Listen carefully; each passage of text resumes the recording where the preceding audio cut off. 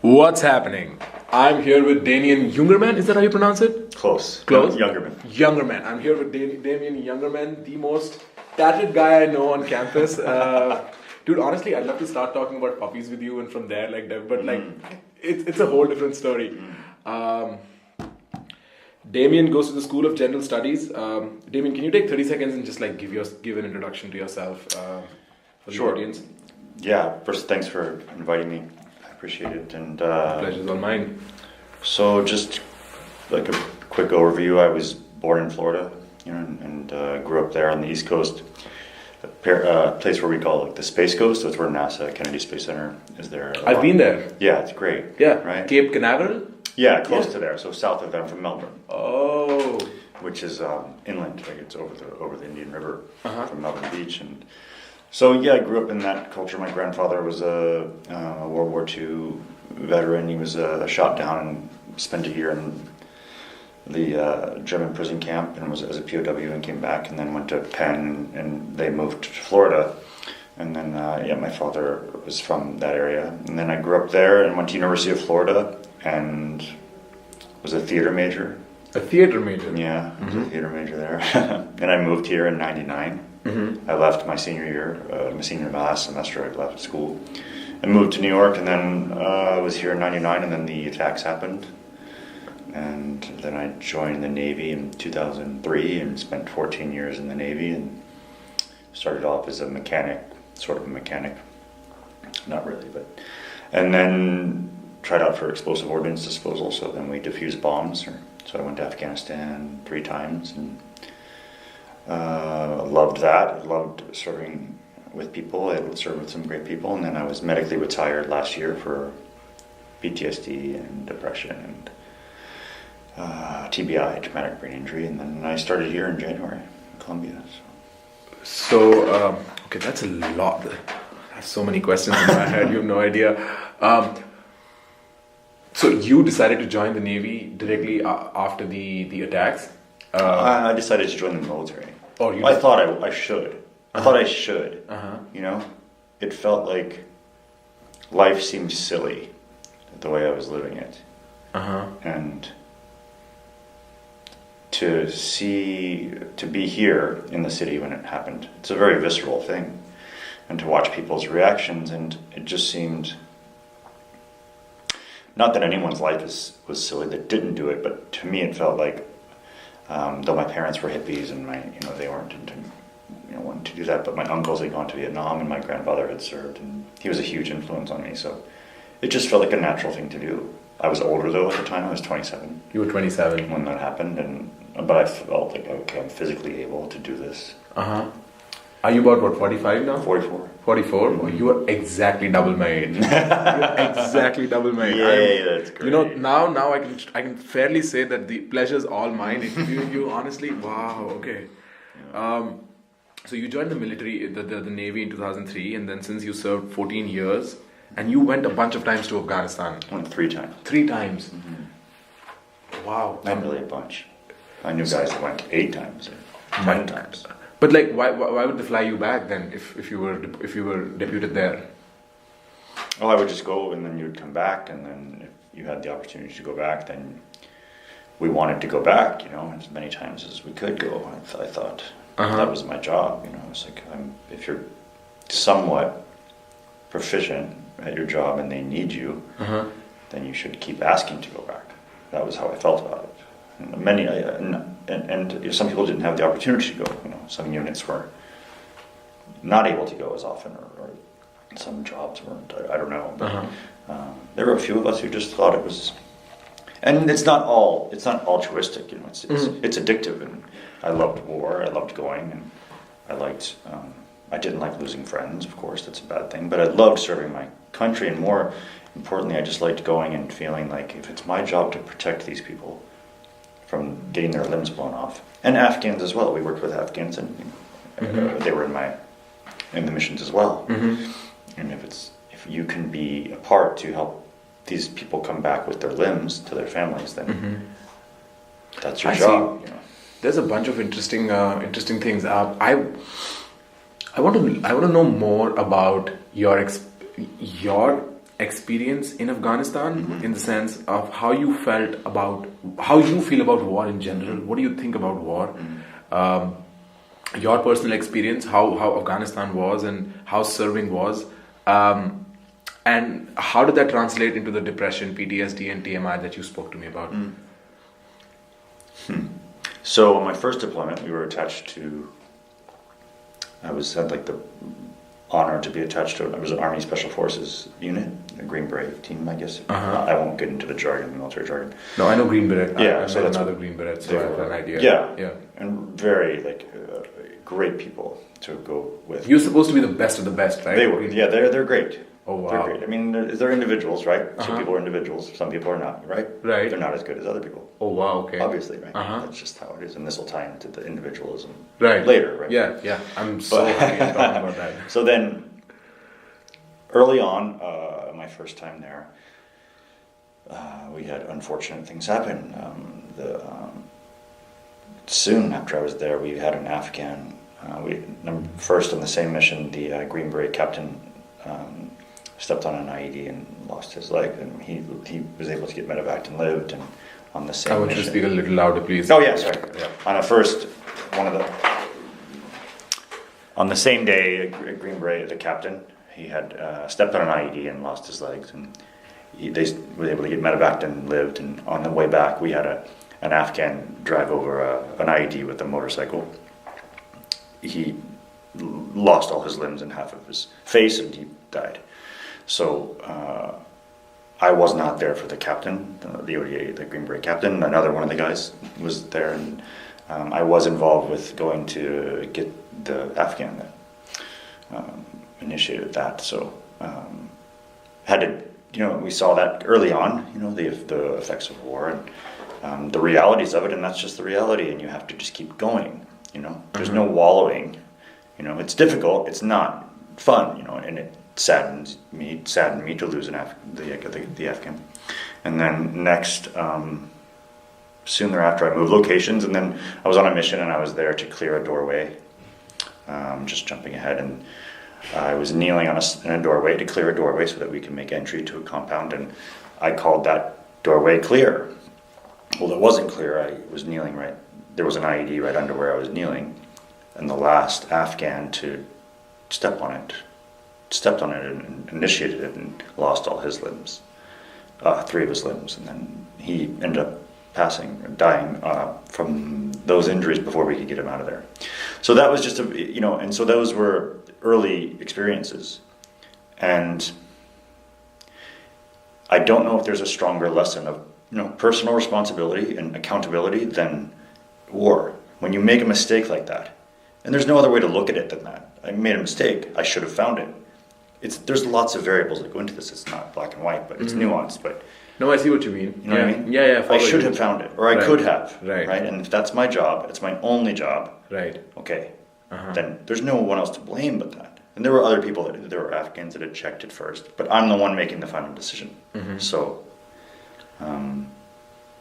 that was a good. It's a lesson that you have to take and learn from, and get better, and move on, and get better, and utilize that experience to get better. So, but that's something I didn't know right away. I went back 2 more times. But did that set you back, like mentally speaking? Did that put you in a place where you felt it changed me for sure. Those experiences.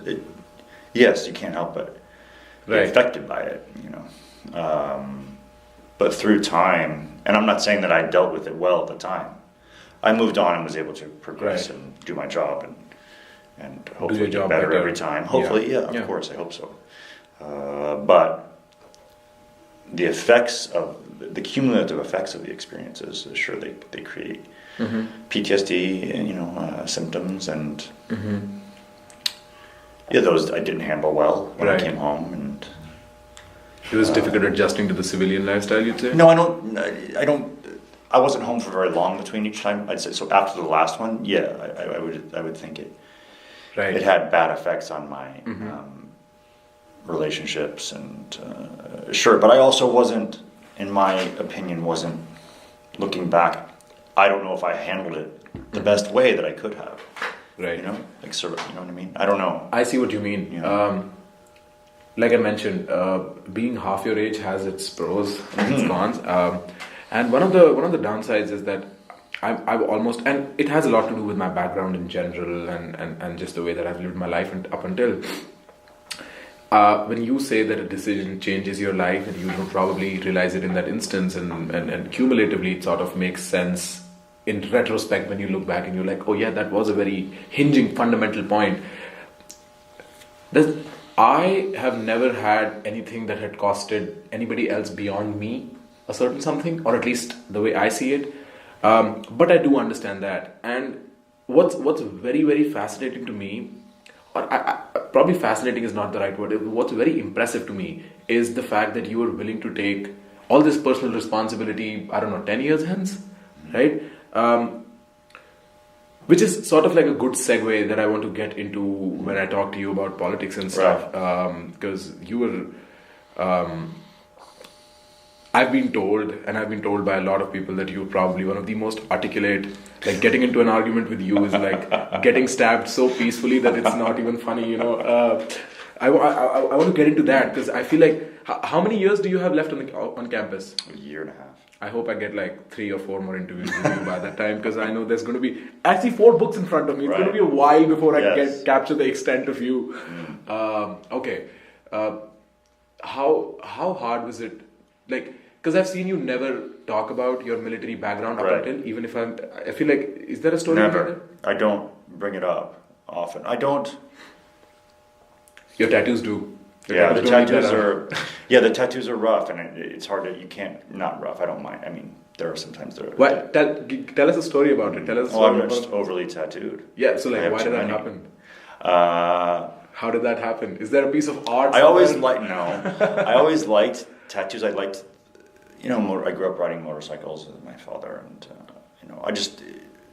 it was just one of those things. Tattoos were. I never thought I would have this many, but I got one when I was fairly young. And then it was really, I just liked the artwork. I thought it was an interesting artwork and the history of it, So history of things are important to me, you know? It ties into all the things we talk about. And I've always really been really interested in anything that I'm involved in. Okay, what's the history of that? Where does that start? Where does it go to? Because it gives me a sense of place, or even in the theater. Almost more than acting, I liked knowing the history of theater, reading about it, and the history of American theater. Where did that come from? And it kind of gave me a sense of place and a reverence, like the people that came before you and respecting them, and there's like awe and wonder in that. I think that's lacking some nowadays. But with the tattoos, it was just very common in military culture to have it, and I started with kind of a few, and then it just kept going. But there was a part of it that felt that it would keep people from talking to you, and that's what I wanted at the time. I didn't want people to approach me or talk to me about anything really, especially after the deployments. There was a part of that was like, okay, and it was the opposite. It actually had people come up to me, so it made me actually much more open, and not that I wasn't open, but like I know what you mean. Yeah. And then now it's sort of like I know how I look, and it can be severe, right? So it almost makes me feel like I need to be even, like more open and more friendly to everyone. I've noticed that. So it's great. Yeah, I've noticed that. It's turned into a really good thing. I don't know if I've mentioned, but like interacting with you is sort of a contradiction, because you'd imagine somebody looking like you to be like a very, hardened man, but then you come across as so soft, and you're like, did that just happen? But have you heard of this thing where young people, especially like the rebellious kind of young people, particularly the kind of people that you find in the politically left here in America, they dress in like sloppy clothes and like they don't keep themselves up well. Economists and social scientists call it cheap signaling. This is kind of some sort of signaling. I'm not sure if by the end of the podcast we can decide on one term to give this. It's like antisocial social signaling. Antisocial signaling. Yeah. So at what point did you start realizing like, what, these tattoos don't? Because like I seem to sense like this sort of ambivalence to them now. What point did it change from like just deep passion for the tattoos to like, Oh, it wasn't like I don't even call it passion. It was just, and it's not like people are like, "Oh, do you like the pain of that?" I can't stand it. I don't like the pain ever. Of the tattoo? Right. Like every time the needle would start, I said, "Why am I doing this?" Oh wow! Especially on my neck and ribs and those things. But I just really liked the art. I liked the people. I liked the tattoo shops. Right. What part is the most painful to get tattooed? I think the ribs or my neck. Yeah. Yeah, I can imagine the neck. The ribs are bad. Okay. Because it's a big tattoo. Oh wow! And it's all right on your bones. To me, I'm just saying that's my personal. Oh right. Some people will say different things. I've gotten one tattoo and I got it on my birthday. And I was drunk enough. So I tell my friends, listen, this is the only time I'm going to say yes to this thing. Let's fucking do it. Let's go to a tattoo shop. And I got a tattoo of my parents' name on my back. I just think it's a very adorable tattoo. I really like it. But both my parents cracked the same joke as soon as I told them. I was like, yo, I got your names tattooed, and spoke to them separately. And my dad and my mom both said the same thing. They were like, were you afraid of getting lost? I was like, is that why you get your family's name tattooed? And it's so hilarious. Anyway. It's snarky. I like it. Yeah. It's good. And I was like, what kind of a couple are you guys? Like, you crack the same joke? Like, where is this coming from? But regardless. So, how long have you been at Columbia? How's that been like?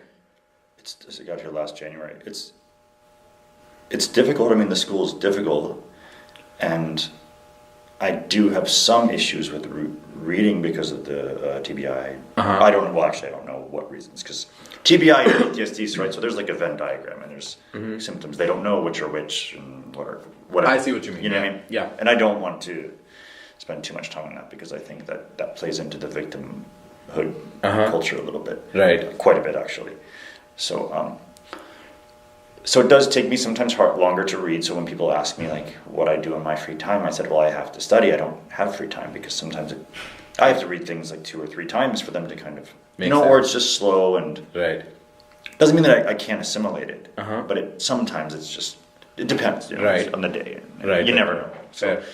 but I do spend quite a lot of time reading, and I have seemed to not retain things as well, and that's seemed to progress, Worsen? in a bad way. Yeah. So there's sometimes a fear. Well, how long will I be able to read? How bad is this going to be in 10 years? And so I feel like I'm kind of always making up for, or wanting to make sure I can do this. I see. So Columbia, it's hard. I mean, it's hard. It's Columbia. Yeah. I don't know why people would want it to be easy. It should be the hardest thing you should do. Ideally. Yeah. And it is. Yeah. And sometimes it's a nuisance. It's so fascinating. Like your entire value structure is like the flip, like just the polar opposite of how the traditional value structure that I found here in students, right? Where students want it to be easy, and which also wants me to talk about when you mentioned the victimhood culture. It's like I'm not necessarily certain if the TMI that you have, in my definition, if you were to use it as, if you were to like legitimately use it as an excuse to like take more time to study, I don't necessarily see that as a victimhood. But it's like when you start glorifying your deficiencies to make the world accommodate you beyond a certain line, it's a frightening dystopia to me. So Jonathan Haidt, in his new book, Coddling of the American Mind, which I think everyone should read. Everyone should read that book. Greg Lukianoff and John Haidt wrote this book, and Shout out. Yeah, but it's all of their books actually are amazing. But they say this, people don't pave the road don't prepare the road for the child, prepare the child for the road. Right. And that's, I think, what's going on now. So I don't mean with the TBI that I don't need more time. Right. That's fine. And if you're a veteran and you or anybody, there's disability services, right? It's not that. It's, are we using them because we can get them, or are we using them because we need them? There's a difference in that, Yeah, I see. Yeah. You know what I mean? And that's accountability. That's up to the individual to have that. Something in. Right. You have to look at yourself honestly and say, do I need this, or am I getting this because I want this, and I can get it because I have this in my record? Right. I know what you mean. Yeah. It's also like a Venn diagram, right? And there's sure. there's like a very slight spot where you can get them and where you need them, and there is just like this larger space where there is only when you can get them and then you exercise them. Right. Is it something? Because what is PTSD now? What does that really mean now? Well, everyone has it now, right? everyone can claim it almost. Right. And it's expanded to cover so many things. I don't even want to get into what that means, but a few decades ago, it was pretty specific. Like you had to go through some pretty direct traumatic experience to be diagnosed with PTSD. Yeah, that's not true anymore. So, one of the issues with mental health is mental health diagnosis is like with ADHD. Everybody wants to get on Adderall, and then and it's become such a loose system of diagnosis that almost everybody. It's so counterproductive to the mental health awareness culture. It's like if you're going to be diagnosing everybody, people are eventually going to lose faith in it. It's basic social psychology, right? That's the way it is. I get that. So when you came to the campus and you found, and this is particularly something that I'm borrowing from what I already know about you, and you found this rather freaky outrage culture on campus, right, where it's essentially calling people out, almost for like a prestige value hierarchy. Moral status. Yeah, for moral right, status, exactly, and moral status being. In my opinion, moral status seems to be the metric to measure your social hierarchy with. And I relate it to the Freudian idea that essentially everybody's just trying to get laid. Everybody, right. that's it, yes, the whole idea. I've heard you say this before. Yeah, I mean, I don't know what. I'm so convinced that people are morally upscaling themselves so that it's easier for women to pick on top. I don't know, maybe I'm thinking too much. But anyway,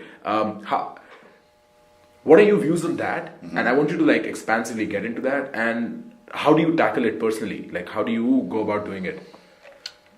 Well, outrage. I mean, all of these things. So, we'll try to like pick like specific points within that. Yeah. Within that first. So, the issue now is not. It's not just outrage culture or mob mentality or on campus, because it's going to expand beyond that. And there were some critics that said that's just happening on college campuses. Well, it's not. That's not possible. It's not just going to stop, right? Well, these people are going to graduate and they're going to move on and they're going to take that, ideology with them. Right. So that's the main issue I have here is just, and why I think colloquia was so important, or anything about that is idea diversity. That's important, and. As far as what I've experienced here, it's not so much with the other students. I'm blessed in the American Studies program. I have a great, the head of the department, Casey Blake is amazing. I don't have any issue. I took classes. Every class I've taken with those professors, they're very open and like welcoming to that I may have conservative points of view that aren't even radically conservative. I'm not a radical right-wing person, but that's how it's perceived by some other students. Right. And I've been able to bring up counter their ideas. I don't ever, and that's another thing is I think if people just stop taking things so personal or making it personal because it doesn't have to be. I can counter your idea. It has nothing to do with you. You, yeah. And that's why I don't generally bring in my lived experience all that much, because I don't think I need to, I shouldn't really have to, or it shouldn't matter all that much. I feel like that's kind of it's a crutch, you know what I mean? In debating, it's almost, or discussing, it's almost like a crutch. It's like beyond this point, you have no right to speak because this is my territory. Or if I get someone to get to, well, you're a straight white male card. Yeah. If they get to that, then I know that they don't really have anything else to discuss. So where do we go from there? Right. There's no discourse after that. I get played against with a straight white male card so often. I know why. I'm not like listen to my accent properly. I'm not. But but I don't know how they know I'm. When they say that, they don't know I'm straight. Exactly. They have no idea. And they assume that too, right? And by their definition and by their standards, you could take offense in that. Right. And then where do we go, right? It's like a forage into nothingness. But I don't experience this. I see it, and I see people get upset. I don't know if it's because of what I look like. They don't tend to mess with you. I don't even call it that, but.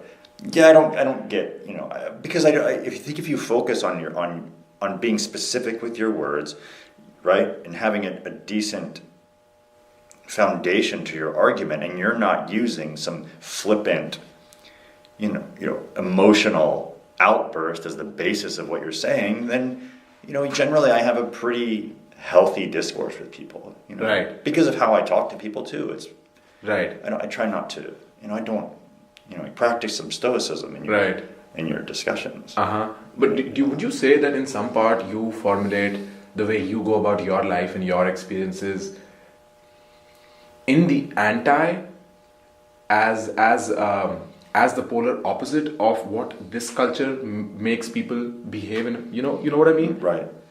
Would you say do you consciously form like the fact that you would not use your military vet status, or the fact that you would not mention your TMI and your PTSD, and all your views on these issues are sort of like very beautifully anti, Would you say they came about because you were so disgusted by this culture, or so outraged by this culture, whatever? Or would you say that it happened because that naturally happened, and then you found like your anti-hero quite pretty much right where you were going to school? It's a combination of so many things, and I've been studying it so deeply for only really a couple of years. I used to be on the left, Oh, you used to be on the left? Wow. Yeah, and I was a theater major. Oh, yeah, now that makes sense. Oh, yeah. What am I even doing? But I don't, and it took me really, I thought, okay, I want to understand what conservatism is and what conservatives are thinking or where they're coming from. That's really all. And then I started studying that, and it was impossible. You can't.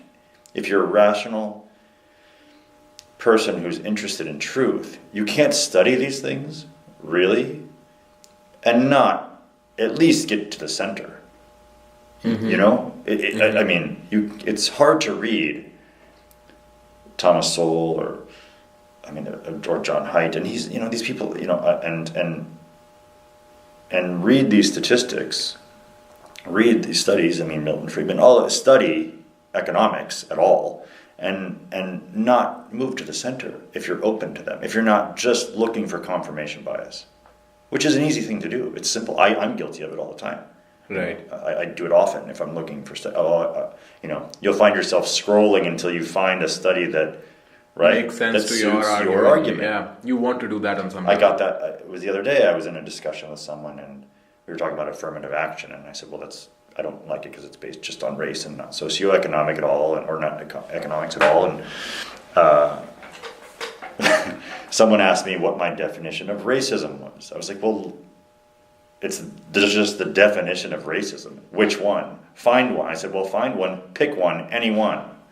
Not from the Urban Dictionary." Right. And you just saw them like scrolling. Until they found one that like the perfect right. one. And I was like, well, that's not like New York Times describes it with power. It comes with power. Okay. But who wrote the dictionary? Oh, really? We're going to get to this? Like, you know what I mean? Or what definition do you mean? So when it devolves to that kind of question, there's not really a. I know what you mean. You know what I mean? I somehow follow. It's like by default, born in the generation that I was, and born in the socioeconomic, even educational status that I got back in India, all of that, you automatically find yourself on the left. It's like you look at, and especially in India where there is just so many dispossessed people, where there is so many people who need help. In fact, to some degree, I am convinced as an Indian, I want to be on the left because there is way more people that need help than people who need protection right now, right? And that is sort of a vague metric of distinction that I sort of understand the Indian politics by. But once I started reading more into it, once I started realizing, it's like I was a little disheartened with myself for automatically choosing one side when I had not even understood the spectrum. So that sort of pushed me more towards the right. I still don't know where I find myself. I'm still, because it's so difficult too. The left has stretched the band so further apart that even if you are like a classic liberal, you are sort of conservative now, right? And they've commandeered these terms, right? Like liberal. They're not really liberal. I mean, there are some right on the left that are liberal, but progressives, like how does that fit into the word liberal? You know what I mean? To make the word nationalists a dirty word. Yeah. When it doesn't have to be. It doesn't have to be. And patriotism is bad. any idea of American exceptionalism, and I know I get a lot of heat for that as well, using that word, is bad. What is American exceptionalism? I mean, it's just the idea, right, that America was created in a unique way, and it's tied, right. There is no real definition, but it's just a term that's brought up. There's ideas of free market capitalism in there, right, democracy, individual rights, like those kind of things. Yeah. But it's also it's like a double-edged thing. People can talk about it as American arrogance as well, and that's true. But I think it's an interesting, at least just discussion to have. Like what does that mean, and what does it mean to you, or what does that mean? And to me, I think of it almost as back. Even if Lincoln was, talking about how you can't have slavery, and we're hypocrites and we're a laughingstock because that's not what's in the Declaration. Right. It's true. It's not. It's ridiculous. So his thing was, how can we export this idea of American democracy anywhere and be these kind of hypocrites, right? So that's kind of in a way a piece of you could call that American exceptionalism, right? And then that's a little bit of arrogance, I'm sure, is what a lot of people say, or nationalism is somewhat arrogant, but I don't see it as that way. You know what I mean? I think there's doses of these things, right? Pieces of these things. I think Jonah Goldberg talks about that in his book Suicide of the West. There's levels of these things that are positive. Tribalism. That's, you know what I mean? Those are good things, like read Sebastian's Younger's book on tribalism. The book's called Tribe, right? Yeah. And it's that these are and I just talked to some of my progressive friends, and I said, read Roger Scruton's books on conservatism. Right. What conservatism really means. What does that really mean? Not just this the fascist media or popular idea of what being not what Trump is. Not what Trump is. Right? No, I don't. And so I tell people often this in a debate. Okay, how about this? I don't like Trump. There. Now what do you have? What are we going to say now? Right, and pretty much that's it. They're you know what? We have nothing else. No. Then they have eugenics and racism and fascism, right? And these three arguments don't hold up to evidence in a lot of places. Some people, I give people their due credit. There is problems, and I'm more aware of the Indian political scenario than I am of the American. So I can say that the conservative thought in India has its own fallacies, and liberal thought in India has its own fallacies, but. It's sort of like a shame directed at being yourself. Well, it's a national self-loathing. Yes. That's what it is. It's I don't even think it's national. I think it's like in India. It's American, but we're taught it here, right? Right. There's even a class, I won't say what it is, but someone's like, "Oh, is that the America Sucks class?" And everyone laughs about it because that's. You sure you don't want to say the name of the class? But I'm not in it. But that's what I've heard it's kind of called. But that's what I talked to someone who's young, and I asked them, and they said that they're K through 12. That's basically what you're taught now. It's just being an American, being white, just sucks. Being straight. Yeah, it's like colonialism or imperialism. All of these things. Right. And I don't get that. I don't get how we've become we're not allowed to be. That's what I particularly dislike about. And that's me. I dislike about studying about history, because things get way too complicated. Like you said, how you're so passionate about the reverence that you get from the history of things. Yeah. It's like if I dive deep enough into India's history, and we got independence 70 years ago. Mm-hmm. Yeah, 70 years ago. I don't blame the British. It's no more functionally useful for me. I am given with this situation. I exist at this platform. This is the landscape. What do I do now? That's more like me. The more I stay with myself here, the more I meet people like you and other people, the more I realize, for me, solving puzzles is still right up there. And one of the better puzzles is to solve the now, so that the tomorrow is better, so that the next moment is better. And that's why history is very important for lessons. But it just complicates my viewpoint so much, because I have this innate need to be rational as a fuck. The 2-3 voices in my head, one of them has to win, and only then am I going to believe in something, Until then, and I'm pretty sure that's what the books did to you. When you started reading about conservatism, even if you were predominantly liberal up until, the voice in your head won out the other voice, right? It had more logic to it, and then you were like, you know what? I have to be convinced by that. If you can't. And I'm not telling people, oh, you have to switch sides. I don't care, because you need both, right? We need all of these views to make America work, even our politics. Right.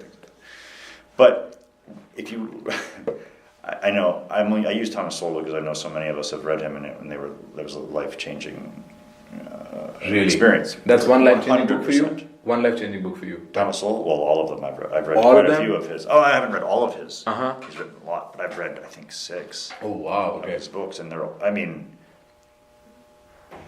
some of them are more dense than others. Uh-huh. But I just tell people, there's a new one, what's it called? Discrimination and Deviations, or I'm gonna leave it in the one of show the notes. two, Deviations and Discrimination. Yeah. Whatever. It's a very short book, Mm-hmm. and it just, if you just can read that, and if it doesn't at least make you think, Right. and want to look deeper into things, like, okay, let's actually look at multivariate Analysis, studies, yeah. not just, you know, I mean, there was a study, I tell people this, I think there was a study that said a 6-foot tall man Uh-huh. over his lifetime makes $166,000 more than a 5'4" man. Really? Okay, but where does that study come from? Uh-huh. I don't know. I don't remember exactly. Right. But if we just look at that, and I'm not actually sure, I'm just, that's off the top of my head. I don't know Right. if that's exactly right. Uh-huh. Does that mean we shouldn't promote tall people? Do you know what I mean? I mean, this is where it all goes with this equality. Of equality of outcome. Yeah. I More like, you know, I can keep going on. Like, Right. where does this end? Where Right. does that end then? Right. What about left-handed people? Right. Do they get paid more? Right. I mean, I'm left-handed and I'm tall, so that's why I'm Uh-huh. bringing this up. But you know what I mean? Like, you can kind of use all of these, but like when you look into like a Thomas Sowell book or you study economics, Right. Milton Friedman, like Milton he's Friedman. a huge impact on me as well. If I could just listen to one person Yeah. talk, and he's like a villain now. You know, it's like this neoliberal term. They're really meaning capitalists, right? Right. You see that, and yeah, you read one of those books, and it's going to at least make you think. Okay. You can't not think by reading Thomas Sowell's book. Right. You can't. You can't not, Uh-huh. unless you're just so consumed with confirmation bias.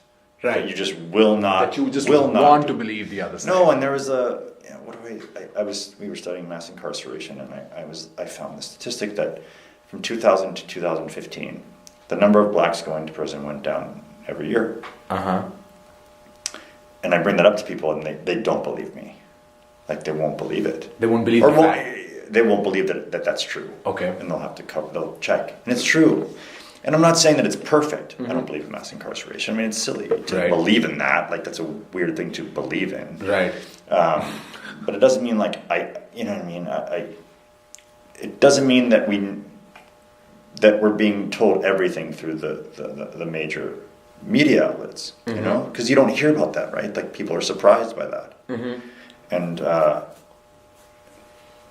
that's kind of where it brought me. Was I read some of those books, and it just it showed me these statistics that I had never heard before, Right. nor had I even heard that Right. narrative at all. Right. So Yeah. yeah, it made me question things in a much deeper way.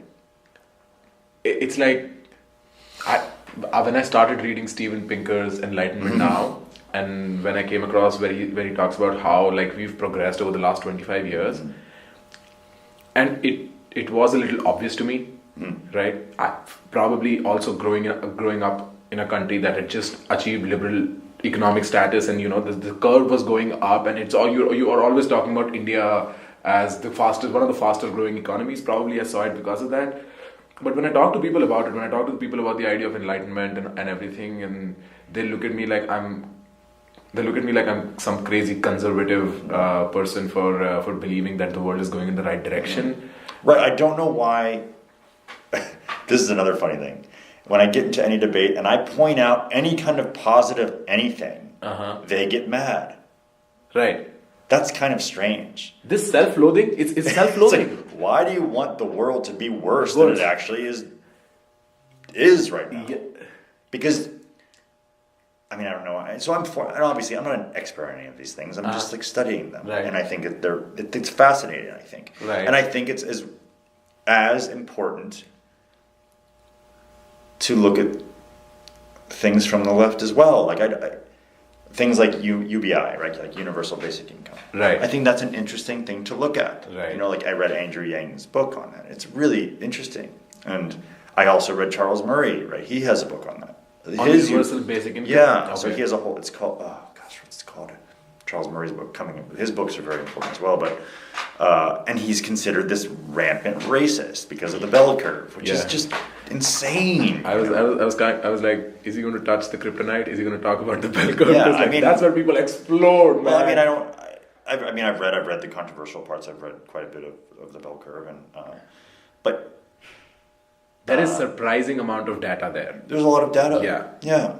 And people have no idea because people have never read it. Right. I think he has said that he may have said that he regrets writing, just because of the shit he's gotten. Yeah. As a 75-year-old dude, if you get beat up on a college campus, you definitely regret it. Like, I wrote an op-ed on the bell curve sometime last semester, in the spring, and I would carry that book around, and I know the stares that I got for carrying the book around. It was heartwarming, let's just say.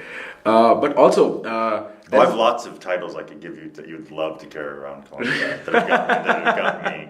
Great. If you want to be stared down like you are an alien entity who does not exist, contact Damien. Yes. You'll have no friends. How to be a conservative, Roger Scruton. That's what you want. Conservative by Roger Scruton. That's what you want to have. Why men earn more. Oh yeah, that's a good one.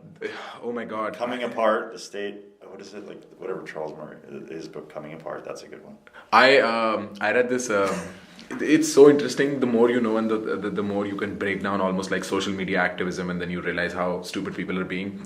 But there is this very interesting thing that Sacha Baron Cohen does on his show Who is America. I don't know if you followed. No. You should definitely watch it. You would love it. I'm not kidding, and it's going to be a good break for you from reading all of this. He dresses up. So he dresses up as various characters, like really convincingly, and then goes to quite the polar opposite people, and then like has an interaction where he freaks the hell out of them, makes them do crazy shit. So one of his characters is this very liberal professor, very progressive liberal professor, and the way he introduces himself to this act is like, my name is so and so, I am a cisgender white straight male, and I apologize for it. That's how he literally introduces himself, and that's very essential, and that because it's like, we're fond of loathing ourselves. We're fond of now loathing the normal to feed the variation. That's ego, though. That's not humility. That's the mistake people are making. It's not actually humility to be self. You know what I mean? To self-loathing isn't humility. It's actually your ego. Right. I feel like let me try and. Well, that's what I was told, at least. Yeah, let me try and frame your argument in a way that I understand it. So it's the way I see it is like, if you understand your strengths and weaknesses and then choose to not be blindly arrogant about them or blindly insecure about them, you are humble. But if you choose to not see them at all, then there is an ego issue. Narcissism. Yeah, either narcissism or like self-esteem issues. Like on the opposite side. It's narcissism either way, I believe. Either way? Even if you're self-loathing, that's a narcissism. How does that work out? Because it's just you. And it's like, it's a comfortable, it's almost, it can end up being comfortable because I've done that. I've actually been there with the mistakes that I made in the war. Right. It got to where I kind of existed in this self-loathing, which I thought was humility. But it's not. Because you're relishing the victim. Oh, I see what you mean. Almost, the self-loathing is a victim. Right. It's the same feeling, at least to me. It was the same feeling as being a victim. And there's no, what I tell people about being a victim is, why would you want to be a victim? Why would you want to be, think about this. What does being a victim ever really get you? Or how does it move you forward? Because to me it's like you're in quicksand, but your shoulders and the head are above. So you think you're okay, but you're not getting anywhere.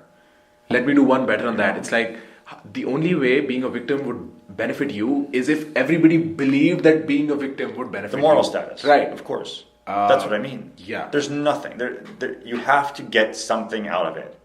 Right? Right. You have to. And for that, you have to ultimately make the world accommodate that, because the world, I don't think, at least 10 years ago, the world did not think like this. Right. Right? Or at least not as vocally think like this. Yeah, 10 years maybe not. No, I know you're right, I think. And Haidt and Luke Yanov talk about this. The iGen, it's called the iGen or Generation Z. It's actually not millennials, it's the next generation. It's the previous generation. The one after them. The one after the millennials? Okay. So, yeah. What exactly construes the millennials? So I don't know the ages for the millennials, but the ones that are talked about as iGen or Gen Z are the ones afterwards. I Right. believe they were Born post. born in 95-ish. Okay. I don't know. I forget the Okay. exact If somebody dates. has a definition for iGen and whatever millennials, just shoot me because I see that all the time and I have no idea. But that's the social media one, right? Right. That's the one that they discuss it as being social. The ones who right. grew up with social media, and it's such a new phenomenon. So this kind of campus stuff is a relatively new phenomenon, and they talk about it as well. How students used to be the biggest proponents for free speech, Right. but now that kind of turned, and I think it was 2014 that Lukyanov and Haidt started seeing this. But it's in the book Rise of Victimhood Culture, and they discuss their 3 different kinds of culture, and it's very clear. It's a pretty nice. It's a good way to think of. There was honor culture, right, which was when we had duels, right, like back in the day when you dishonored me. I'm going to challenge you personally, but I'm going to take care of it, right?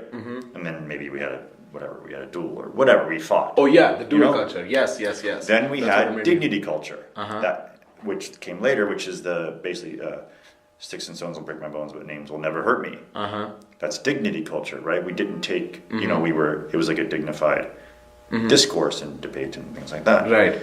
Now we have victimhood culture, which is, I'm paraphrasing, I'm sure, and I hope I don't get this wrong, but it's more like it's honor culture, but I'm not taking care of it. I'm asking someone else to punish you for it. Right. Right? Right. There's nothing good that can come out of that, and that's what's going on really kind of on campus is students are saying, no, that hurts my feelings. So everybody else, take care of it. Right, and no one else can learn this text because it hurts me. Right. Hurts my feelings or Right. right. So that's the kind of thing. So, I feel like the listeners are going to feel like we jumped into conversation. Just like, right. No. You know why? I'll tell you why. Because they'd feel like we jumped into conversation right off the bat, but I've been saving this since we began. And I want to talk more about, and in detail, and in like proper, let's just say proper nuance about this whole culture. Like now I want to know what you think is the problem on... say, even if say for instance me, right? I have a problem that you teach something that is against brown Indian people. Right. And I'm like, this class cannot learn about this because this idea now continues to live, right? And it lives in the mind of Damien and other white cisgender males, right? And they will discriminate against me when it comes to me for like getting a job promotion for that matter, or earning $144,000 more. What do you feel about that? Well, I think the key word you said, there's nuance, right? Right. So having nuance is now lost, right? Right. There's no nuance in any topic. Right. Everything's black and white. Polarized. And all sides are guilty of this. I don't think the conservatives or conservatives, but the right and the left they're battling now from these extremes, and the middle, the gray, or the middle area, the gray area does not exist. Right, and they're. So I just kind of think that's. Before I get into this, I think that's really the key. Is just those people, all of us. So when I walk down the street and I smile at someone, they're almost always smile back at me. Right. That's the reality of it. Right. It's not, you know what I mean? I don't hate people. Yeah. I don't feel like people hate me all the time. Right. Right. I mean, some people aren't going to like you, and that's the way it is. But in general, I think we always are going to have more in common than not. Or we should think that way, at least in this country, I think. Right. But as far as what you're saying about that is, okay, for instance, I had a class last semester that we read a book called Achilles in Vietnam, which is a very good book by Dr. Jonathan Shea about the idea of moral injury in Vietnam and PTSD and all of that, right? And it's very different. And I was actually given that book to read a few years ago by a psychologist when I was in counseling. I'm still in counseling, but as one of my counselors. And I read it, and it's very difficult to get through because it's moving and it's emotional, and but if cognitive behavioral therapy, right? So enabling PTSD doesn't help you get over it. Sheltering me from it doesn't help me move past it. It just shelters me from it. Right. That's proven science. It's not radical. Right. Yeah. So if you take it for that, then why would I say, Professor, I'm reading Achilles Vietnam, where we're having to watch Apocalypse Now. That's really painful for me. It hurts me. Right. It's an aggression. Right. Right? It's I'm taking this. microaggression. I'm taking offense to this. Right. For whatever word you want to ascribe to this. Right. To me, it's my responsibility as a student, right? As a student of the school, as a classmate, to not shut those things down, because it's good for the other students to read. It's not just about me. It's good for you to It read. is, but it's not just about me. But if it's not, it's I not see just what you about mean. me and that kind of narcissism. Oh, I see what you mean. You know what I mean? Now the narcissism Right. ties in. Fair. So it's not just for me. Right. You know, that's not what you know what I mean? The class is for everybody. Right. But even if you are, it's a good way. It's healthy. To confront those things. Right, no, To do those absolutely. things. Absolutely. But I also sort of give people the credit enough where a certain something might just be too much for you to handle. For like sure. you may not be at the stage where you are willing to take a level 7 reminder of your trauma when you were only at level 2. Absolutely. Right? And at that point, you'd rather just walk out, you know. It's like we are on a macro level, we have almost agreed to not grow up. You know, we have almost agreed to not take up responsibility. Right, and then it's and you know where I got influenced by the idea of responsibility, straight up one man. When Jordan Peterson talked about it and how it gave meaning to life, and I tried doing that, it honestly worked for me, man. I was like, you know what? Now I feel like I have a sense. This podcast gives me such a reason to wake up. We have purpose. Right, there's a purpose to it, and A healthy purpose, though. And it all boils down into adaptation or maladaptation, right? How are you dealing with the circumstance? Because tomorrow is going to be 1 degree tougher than it was today, right? And the whole idea of creating the universities into a safe space is so maladaptive because right off the bat, these people, I feel like the people who subscribe to that ideology believe that they can make the world a safer place eventually if they make the student if they make the student population at universities a safe space. You know, if you can indoctrinate the world with a safe space concept, then the world is not going to be as hard. But they seem to discount the fact that nature in a sense is chaotic, right? And the nature of people as 7 billion, 8 billion soon, whatever. India is not helping the cause, man. We are reproducing at a rate you have no idea. Good for you. Finally getting to have sex out there, man. It's inherently going to be chaotic, and then when you are not prepared to deal with the you cannot stop things like, and I might sound a little harsh, but like you cannot predict things like 9/11. They happen and they change people like you into doing things that they never thought they'd do. A theater major into the war zone, and from the war zone into the political war zone, it seems like, or at least the student part of that. If I were to think of you, I mean, you were fairly left-leaning back then too, but like if I were to think of somebody who was so unprepared to face the realities of life, and when confronted by such a reality from a different part of the world that does not subscribe to that ideology, I'm sure it breaks them. But you know what? I want to give you an opportunity to sort of go into a monologue and deconstruct the whole thing down. Like the whole campus culture, why you think it's wrong, or fundamentally why you think it's wrong? Because like the low resolution, high resolution I subscribe to, right? We are so fixated on the low resolution outcomes of things that we do not even care to go deep enough into. I get into conversations where just for being friends with a few Israeli people, people look at me differently, and I'm like, at least bother to ask why I love that man beyond. There is a reason, because he's going to do anything for me, and I don't care. I don't care where he's coming from. If he's going to take care of me today, that's what I care about, right? And I think it's a reasonable enough explanation. I don't dirty my hands, and I'm sure to some degree his hands are dirtied by a cause as well, right? There is all sorts of explanations, right? Well, I think that's, like you said, and I think you mentioned it a couple of times, I think a lot of it is just personal. It's responsibility and it's accountability, and those are deep things to, you know, there's a lot that goes into those things. There's a lot of different ways I think you can take it. But what you also said earlier is that there's nuance. And there's just inviting conversation. I don't know why people would not want to have discourse with people who don't have the same ideas. It doesn't make any sense. You're not actually learning anything. You're not growing at all.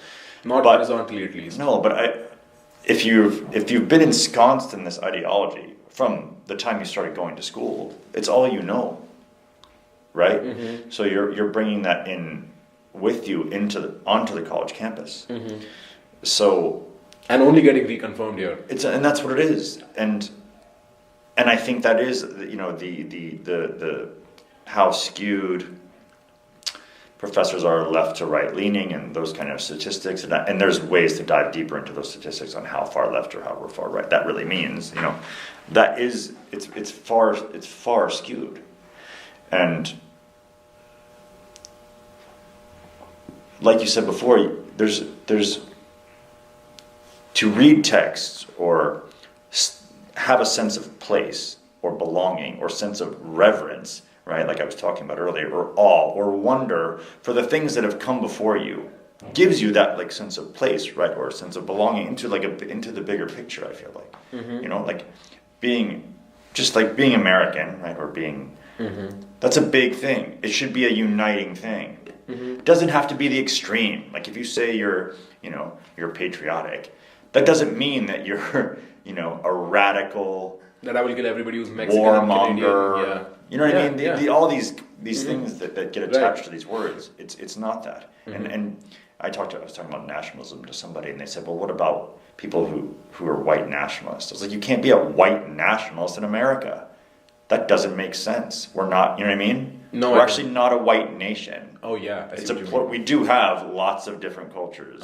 You can be a white person who's a nationalist. Yeah, like and these whole things, like, why would you want certain people to come speak on campus, like things like that, right? Or not want them? I would love to have Richard Spencer come talk, and it would have to be a dialogue, right? You would have to have people be able to stand up and counter those opinions, right? Because I could counter all of his, everything, because he's a collectivist. I've watched him talk. I've watched his videos because I thought I watched. What's wrong with collectivism?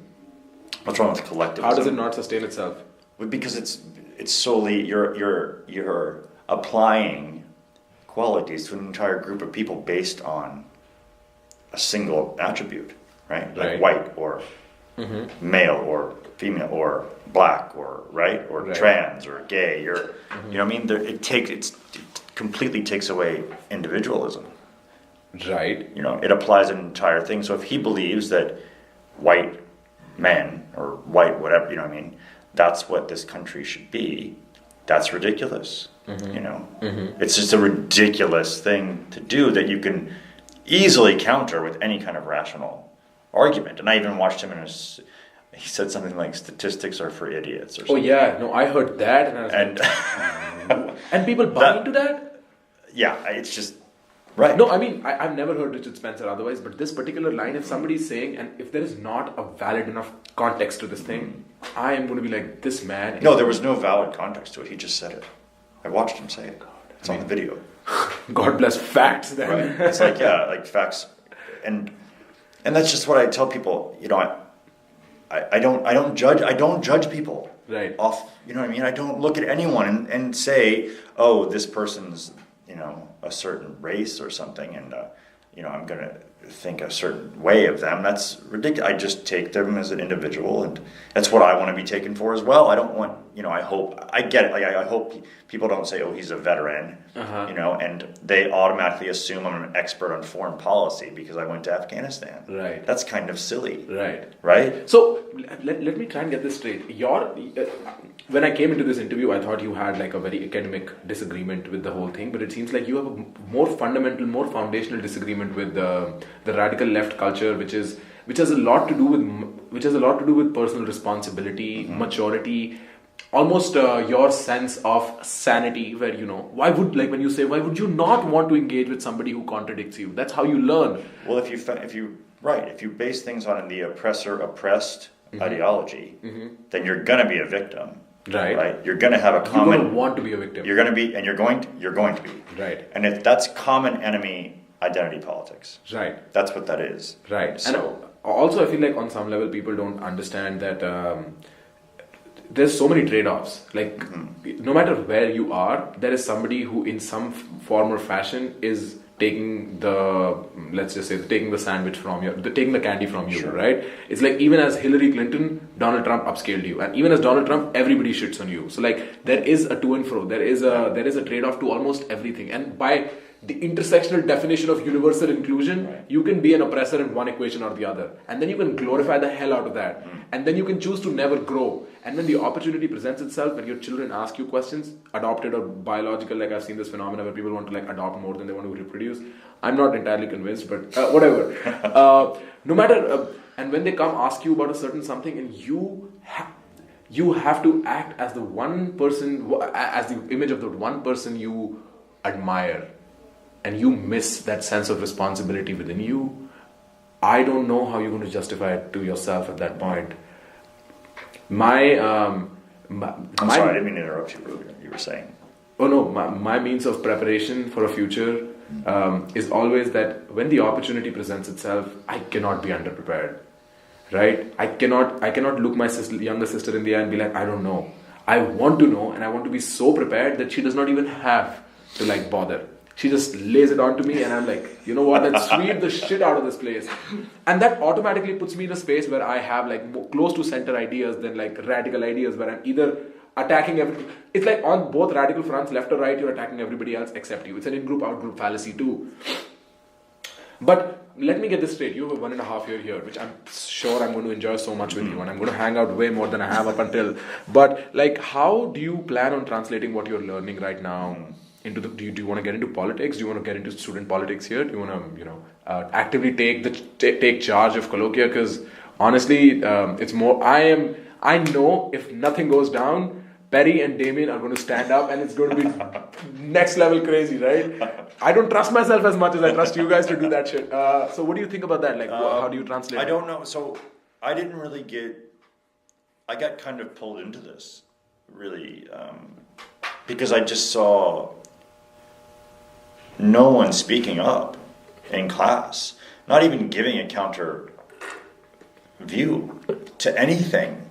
And even if they did, or I stood up and spoke, they would come up to me after class, hey, I just don't want to, thank you for doing that, I feel the same way, but I'm afraid to speak up. Or not afraid, but I mean, I don't want to deal with that. Yeah. And I don't want to, and it's difficult, and you get concerned about grades, and are my grades going to suffer? Mine haven't. Right. Or social ostracization. Right. So what though? Okay, like it's important. It's important not just for you, but for the other people in the class. To be like, I tell people this. When I was in the military, you want to be a good teammate. You know, you want to be good for your team.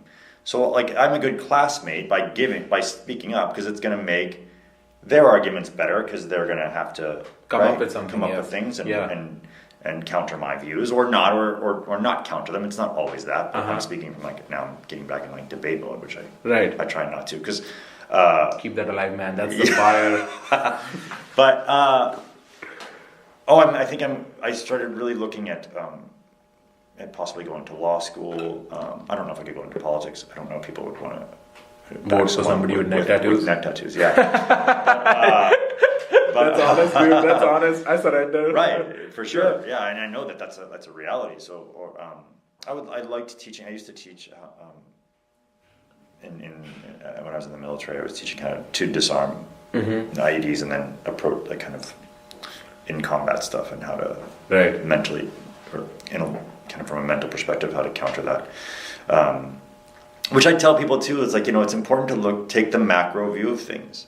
Not everything is a micro view of anything. If I just looked at just the compound where we were going to attack, and I didn't look at the entire village, then I wasn't getting a good perspective on my mission. I would actually have gotten probably killed quite a few times, or blown up.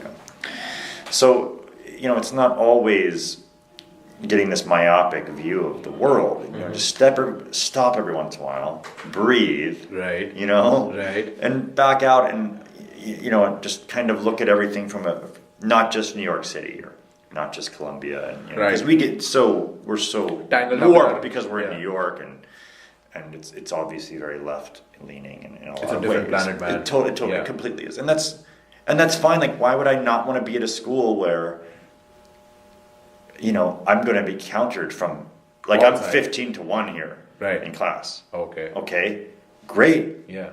That's great. Why would I want to be somewhere where everyone agrees with me? I could have gone. I didn't know it was going to be like that here, but it just makes you that much sharper. And I tell people this, like, to be a conservative on campus, or even to have any kind of conservative views, or even know what conservatism is, it takes so much outside of class work, because you're not going to get it Yeah. in class. Right. I even had a professor this semester say those effing Republicans or something. Like, she said effing, she didn't say, you know. I would have so much more respected her if she would have said fucking. I know, but yeah. you know, I mean, and it's fine. It's not a big deal. But it's you know, and I was like, you know, you're just going to have to be sharper with your arguments, Right. because you're going to have 15 people countering you, ideally, with a different view. So, and I would just tell people, you know, kind of really start, like, what is conservatism? Like, what is liberalism? What does it really mean? You know, and that's why, that's actually what I've been more studying lately, which is, I thought there was something interesting. Margaret Thatcher, I believe, once said that, I'm paraphrasing, Europe is founded on history, and America is founded on philosophy. And I thought that was a really interesting quote. Yeah. It's basically what she was saying. I don't remember it exactly, but I thought that was like an interesting. But yeah, Europe was founded on history, and America was founded on philosophy, and I thought that was That's kind of an interesting. thing. Yeah, and I would say to conservatives, and not everything is free market capitalism.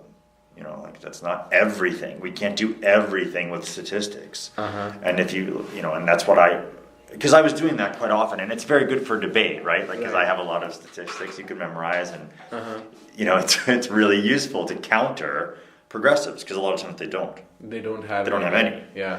So it's very useful, but that gets kind of, I feel like that gets kind of easier. You know what I mean? It's easy just to be like, okay, I'm going to throw out a bunch of facts, and Right. yeah, that's great. It's great to know that. But on a deeper level, like, what does conservatism mean? I see. You know what I mean? I know. I sort of do understand that, and it's almost flattering to your cause that you're fair enough to even criticize your end of the bargain, and it's very essential. But you know what really sticks with me in our conversation, and I'm almost curious to ask. I've recently committed openly to my romance with psychology, and like, I think I was avoiding it for the longest time, but like, I try to like understand where people are coming from in conversation, and that is part of the reason why I do this podcast, because it helps me understand people on a level that I like understanding, right? And it's like, I feel like to some degree the idea of the self from somewhere in the military influenced you so much, where you sort of revel in I don't even have the vocabulary to describe it. It's like when you say that 15-1, and you have to be sharper, you have to be more on point. Right. Like, that sort of automatically gives me an image of the military and being on point and being on guard, and then doing better than, because there's no expectations there, right? There is no ceiling to things. You can make things safe, and then you can make things safer, and then you can make things safer. There is no safest, right? For you, for instance, right? You can expedite things, and you can make them more expedite, and there is no absolute expedition, right? There is, and you sort of live with that in your life, and it sort of makes me feel like that is what brings you to oppose this culture of victimhood so strongly, because it's like, why wouldn't you take responsibility? Why wouldn't you be better? It's tested. It's science. Yes. Yeah. Fascinating.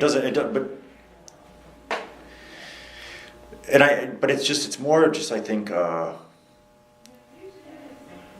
it's like a search for truth always, you know, like, what's the truth? What is the truth in things? Right. Really though. You know, like, really, like, specifically, what does that mean? Okay, well, I need to learn more about that, because I don't know that. I don't know the answer to that. So that's an easy tangent, you know? Okay, I don't know. Okay, well, people are saying I'm taking conservative views, but what is it, like, conservatism? Like, you know, they call it like almost like a paleo-conservatism, I think is what it's called sometimes, which would go back to Edmund Burke and that kind of thing. And What does that really mean? What does that mean? So that's that's what I'm diving into right now. Right. And there's a lot of Judeo-Christian things tied into that, and economics as well, and trying to combine all of those things now is kind of what I'm Right. I'm just interested in studying right now. Right. As much as in the and then obviously like the Constitution and what Right. that means. But yeah, I don't know why people wouldn't want to, because so cognitive behavioral therapy, for example, is basically it's arguing with yourself. You know, I think that's what you do. Okay. So that you can change ways of thinking, like so you don't catastrophize things, right? Like the world's going to end because I don't have my keys, right? Right. I didn't lock the apartment. It's a means. I didn't lock build the apartment. I'm rationality. on the subway. I didn't lock the apartment. Someone's going to break in and someone's going to steal my computer. And not only that, they're going to find all my passwords. Then they're going to drain my bank account, and then I'm going to be homeless in a month. Right? Right. And that's what we do. That's what I do with the symptoms that I have. Or I still do, but I combat that. Right. And that's what I feel like everyone could do with a dose of that. You know, just breathing. It's like a hyperventilation. Like everyone's hyperventilating all the time. Right. You know, Right. like politically. It's like they can't breathe. Yeah. You know? Yeah. And Yeah. So that's Honestly, man, I feel like I need at least an hour and a half, 2 more with you to dive into that end of the whole thing where you speak about how because there is a suffocation to the political situation, and there is a reveling, there is celebration of that suffocation too, and like there is all sorts of arguments on that side. But I've heard a lot about the way you get into the way you debate when you're in a debate, the way you argue when you're in a debate. What are give us a few tips on how to go about doing that? Yeah, like give me a structure, man. Give me a structure. Where did I kind of learn some of that from? A lot of it is just really listening to people, you know? Right. Okay, so countering the idea, not the person. Right. That's a big one. That's kind of the foundation, I think, of anything. If I'm debating someone, don't act like I know about something that I don't know about. Right. Be fair. Right. Be I don't know. Yeah. There's lots of these things I'm studying I'm not authoritative about. There are certain topics that I'm much stronger on, like the hate speech and right-wing hate that we talked about yesterday. Those are some of the stronger ones. But so listen, don't take it personally. Yeah. Right? Don't get emotional. Right. Because then you're gonna get tripped up. And I'm talking about debating as like a game. Right. Like a healthy That's how sport. it should be too, yes. That's what I do. Yeah. I'm not talking about this as a political thing. No. It's not like personal political. No. It's really like a game. It really is. It's like a sport, like a mental sport. I think it's great, and I love doing it. Right. Yeah, don't take it personal. Like, look at the stoicism. Like, practice some stoicism. Right. Like, and what I mean by that is, so if someone's attacking you, right, or coming or whatever, if they say something negative about you and it's not true, then who cares? Right. And if it is true, then change it. Exactly. Improve. Right. It's very simple. Right. So that's kind of a big foundation of that. And counter the idea, not the person. I think I've heard Jordan Peterson say this. Someone said this. Use minimum force necessary. Yeah, that is so fascinating. Which I didn't used to do. I used to come very hard at people, really like overwhelm them, like right away. And they'd be like, squat. But then you're also, no one's ever going to want to debate you again. Yeah. You know what I mean? Yeah. And that happens to me sometimes online. I've had friends say, "Man, you seem really mean." I'm like, I'm not. I don't feel like I'm mean. I'm really direct. So being able to temper that. But if someone's coming at you right away, I mean, it's like a game. Right. Then I may come at them harder right away and stop them. Say, "No, you've had your chance to talk. Now it's my turn. Okay. And now I'm going to say this." Right. And sometimes that'll just like stop and. They'll stop and then they'll absorb. And then they'll actually be able to absorb and don't be afraid to laugh. Don't be afraid to be wrong. Right. It's okay. Right. And study. Yeah. You know what I mean? Read books. Read about these things. Listen to podcasts. Like I told Perry this. I don't take a light schedule, but I don't take a heavy one. Number one, because I can't keep sometimes up. Because some of the problems I have with stuff. But it also allows me some free time to kind of hopefully be able to study these topics on my own, so that I can get better at these things. Right. But Yeah, that's a big one with the debate. Use minimum force that you need to do, because then you're just going to invite more discourse. Right. And that's the point. I'm not trying to shut someone down. Right. You know? No, But exactly. I think like the principle that I get into with debates or any conversations for that matter is I go in with the purest intent of curiosity, Yeah. right? And not to be right at all. I don't want to be right. The more often I'm wrong at 22, the more right I am at 44. right. That's it. You right? will all be so much smarter than me at my age, because you've all been doing this for so much longer. And in part, I feel like that. In all honesty, and this is where I almost like pay due credit to you and to Perry and everybody who I learn from on campus. And it's everybody. It's 18-year-olds and it's 50-year-olds. Yeah, everybody. for sure.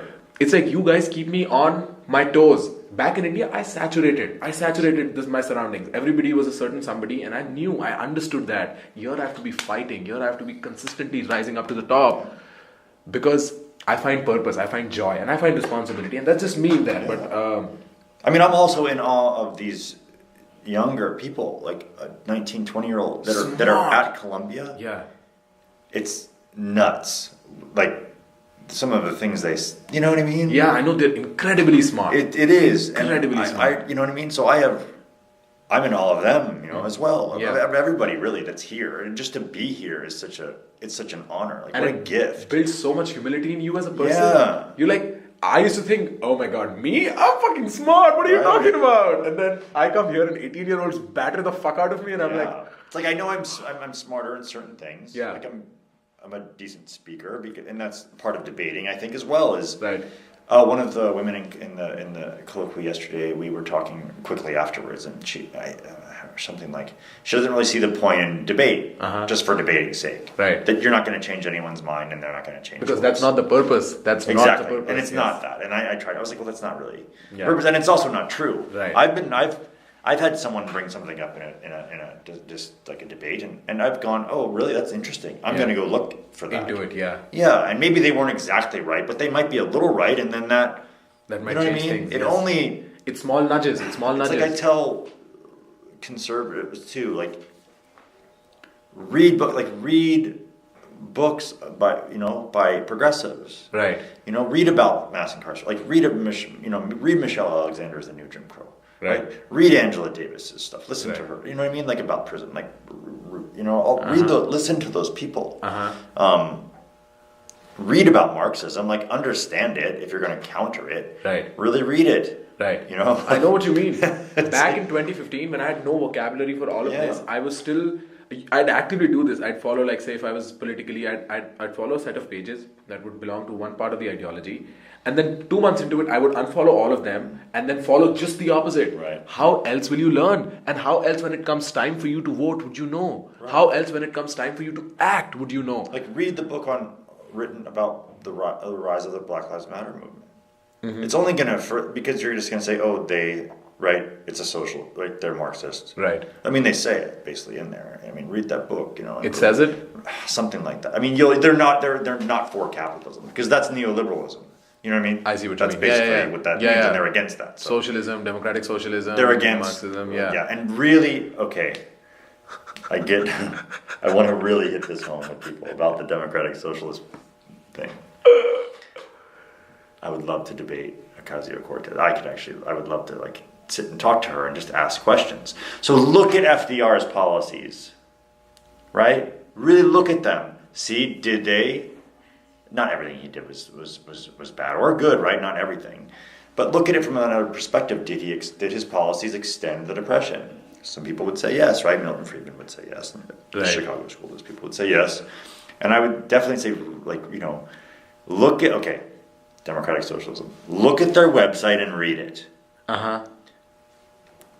And look at what they're saying, look at what the website says, and then make your own.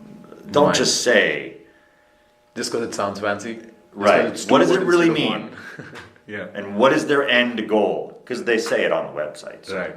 They even say there's never been a democratic socialist country. They say it on the website. So. You have no data practically. No, so I'm asking. So when I get into debates, people, well, I lived in a democratic socialist country. Really, where? Where exactly?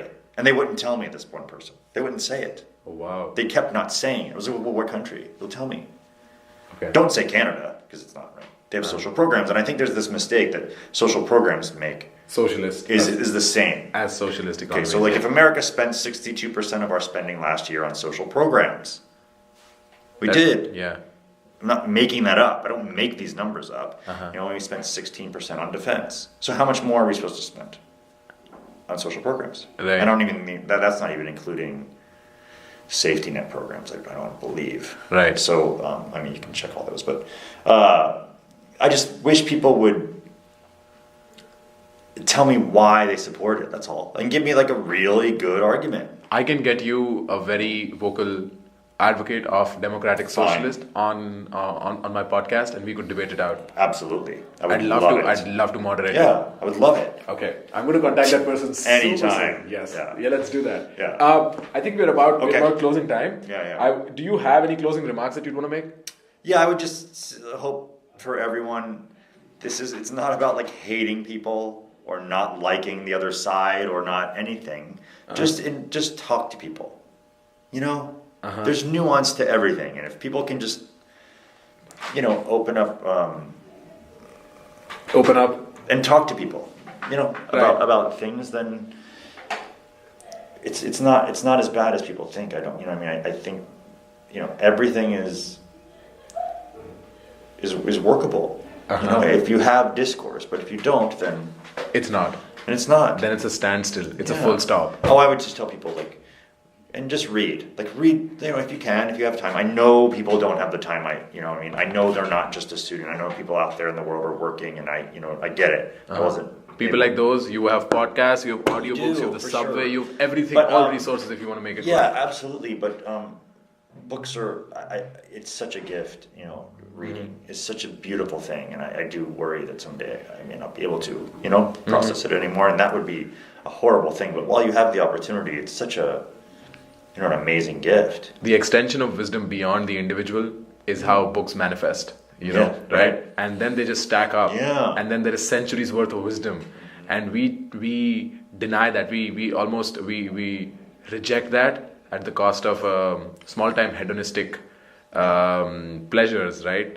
And it's tragic if you put it like that, and it's tragic on mine too. I'm guilty of it. I'm guilty of it to a great extent as well. But it's been a pleasure, Damien. One more thing. Oh yeah, go ahead. There's one book. Please read that book by John Haidt and Greg Lukianoff, Coddling of the American Mind. Uncoddling of the American Mind. Because it actually gives tangible ways to make improvements at the end of the book. It's not just an explanation of what's going wrong. Right. It's okay, these are some issues, and this is how we can possibly move forward. It's just, and anyway, so I just... In fact, I would do one better, and I would, if you want to look into this book, if you want to look into the idea of the book before you buy it, Sam Harris and Jonathan Haidt on Sam Harris's podcast, That's right. He just breaks the book down in a fashion where it's more digestible, where the idea is more palatable, and then go ahead, buy the book. It's amazing. Yeah, I honestly loved that conversation. I was like... And honestly, yeah, good time, Damien. Thank you. Thank you so much. Thank you so much for having me. Hey, I want to bring the Democratic Socialists so I can see you battle out. I'm so excited for that. Yeah. Thank you for tuning in. I had such a good time. Let's see how long. We almost got an hour and a half in. Awesome.